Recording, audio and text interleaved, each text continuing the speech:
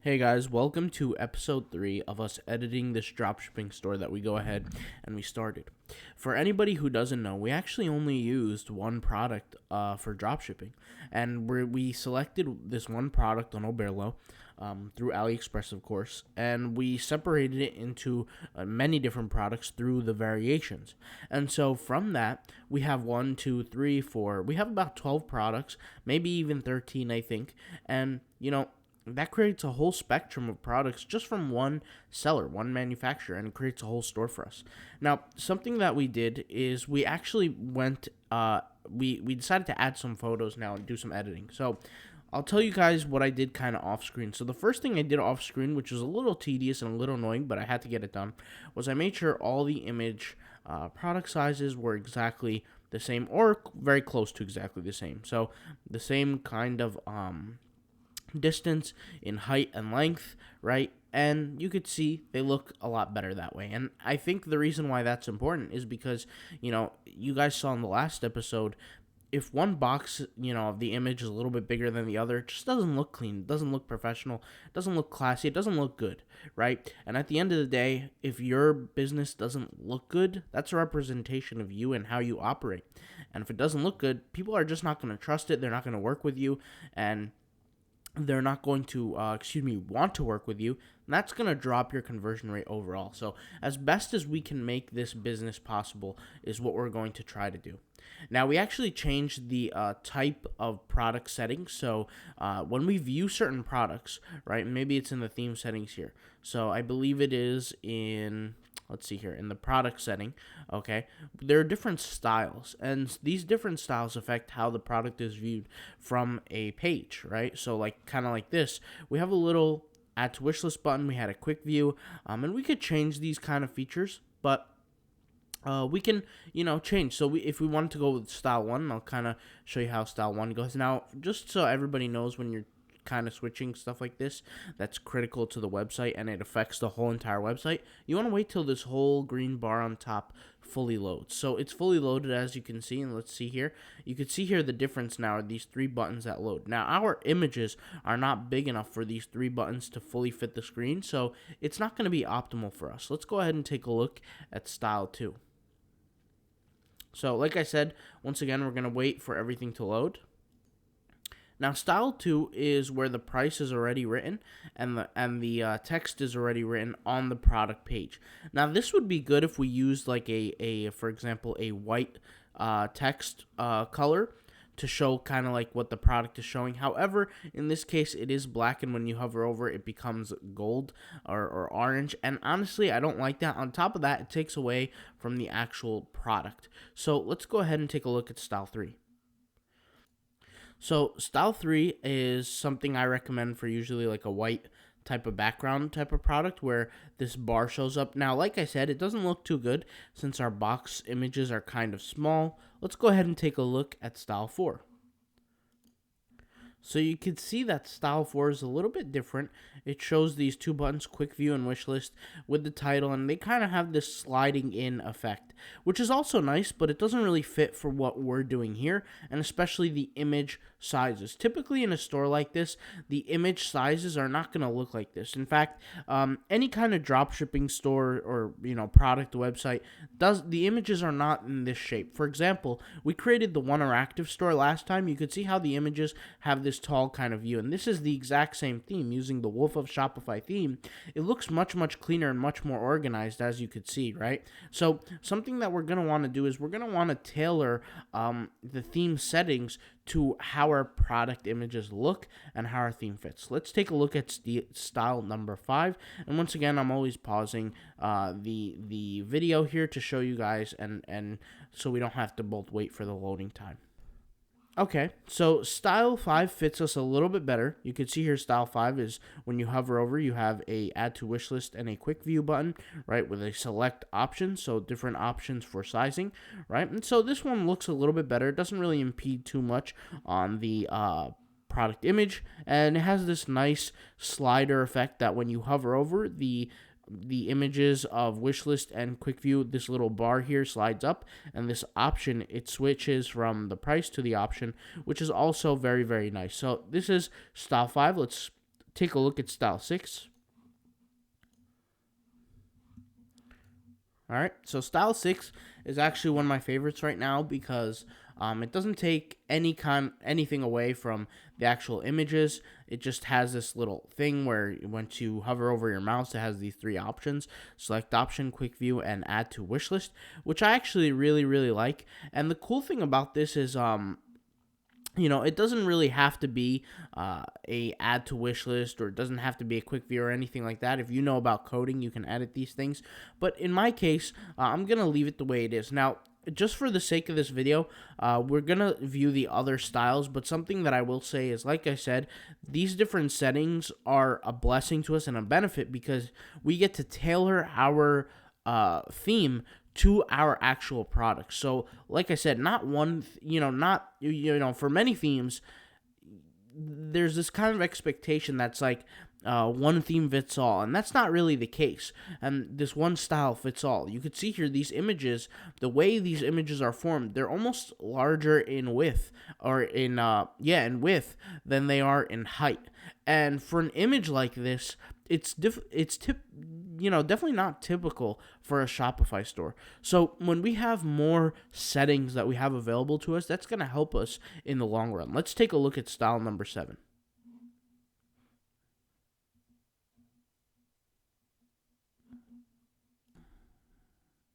Okay, so style number 7 shows the text of the image title. It shows the price, and it shows these 2 buttons that drop down, and it looks good. But since the images, like I said, are kind of small in height, they're so tiny in height, it doesn't look good because the quick view button is a little bit cut off. So let's move on to style 8. And like I said, style 7 would work for a lot of businesses or a lot of brands that have their image a little bit taller, but for us, we don't have that luxury. Okay, so style 8 is probably one of my favorites so far. It actually is pretty cool because it shows a little bit of the description of the product while giving you it doesn't impede on the image whatsoever, and it gives you a little drop down to select the option quick view and add to wish list. So I actually like this option the most, and that's the option that I'm going to stick with. I know I said I'll stick with number 7 or number 6 or something like that, but so far style number 8 is in the race, okay? Let's go ahead and take a look at style number 9 just to show everybody kind of how it looks. So style number 9 is very similar to style number 6. The only difference is there's no kind of fading or darkening of the background image or the image of the product as I'm hovering over. It just shows these 3 little dot options, which is actually pretty cool.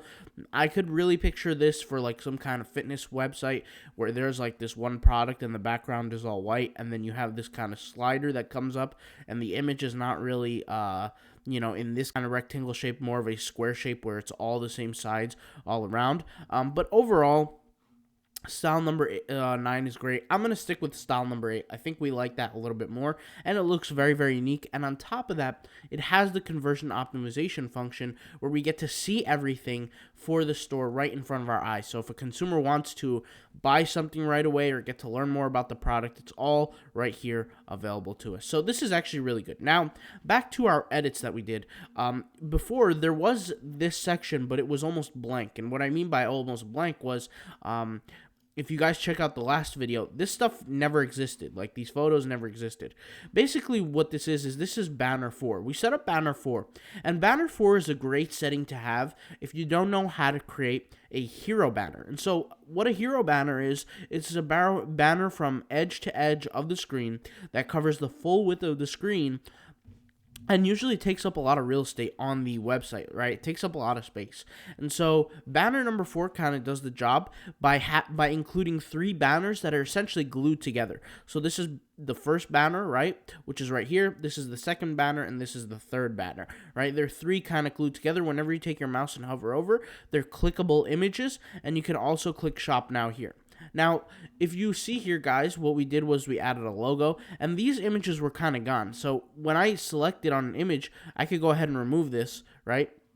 This image was never here, and this image was never here, and I actually had to take the time to find images and do the editing that fit the right size. Now here they recommend 630 by 655, but that's actually not what we went with, because they have multiple different recommendations, right? 480 by 500, 630 by 655. It really just depends on the first image that you post. If the first image that you put has a certain size, try to have the next image right here kind of match it. And by the way, this little section that says collection, that matches this banner, this one matches this one, and this one matches this one. So just so that you're fully aware, if you try to add an image to here, it won't work, right? You have to add an image to this one or this one. So first one is right here, and I'll kind of show you guys how that works. We select an image. I remember it was this one that we first posted, right?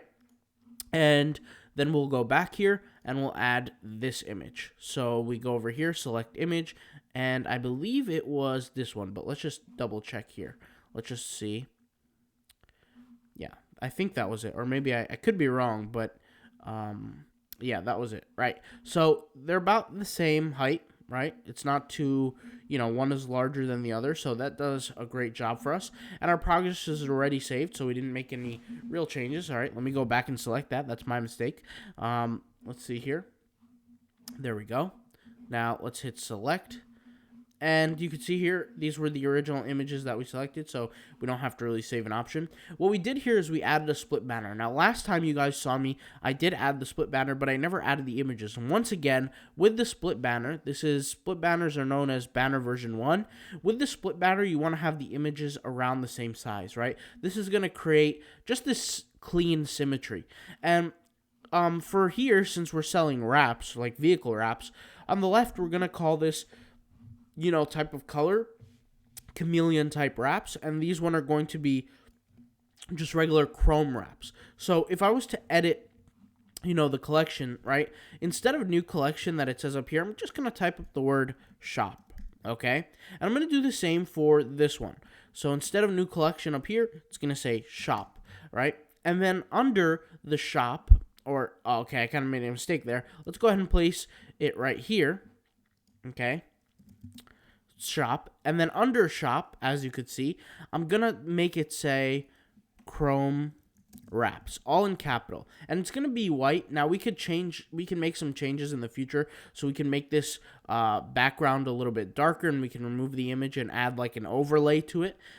Any ways that we can edit it would be probably pretty nice, but for now it gets the job done. I can always edit the text color also, so if I'm not satisfied, I can make it some kind of orange or some kind of blue, or whatever the case may be. In this case, the best way to edit the photo is I'd probably keep the car the way it is and then blur out the backgrounds for both of them. And that's something I actually might plan to do, and you guys will see it in one of these episodes, and you guys will see the final product. So like I said, this is a work in progress. We're not going to essentially get everything done overnight, right?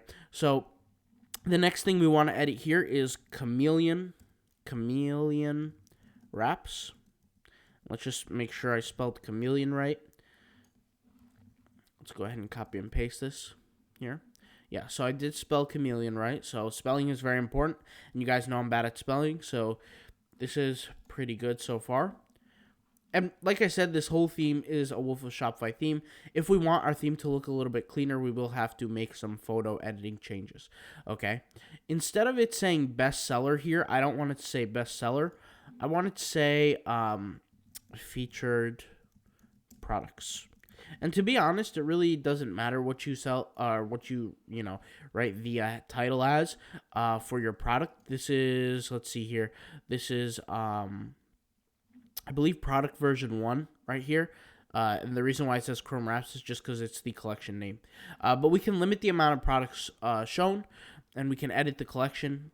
And overall, it looks pretty decent. Now, we could actually add some kind of discount to a product. And this is why I actually have this countdown banner here, and it says countdown version 1. Let's go ahead and click on this, and instead of image background, let's leave image background alone for this video. I think this video took long enough. Let's just touch the image. So let's hit select here, and all we have to do is select a certain wrap, or a certain product. So let's say we click on this one, this product right here. And this is, I'm just showing you guys how to get this done. Let's type in Chrome Red wrap, right?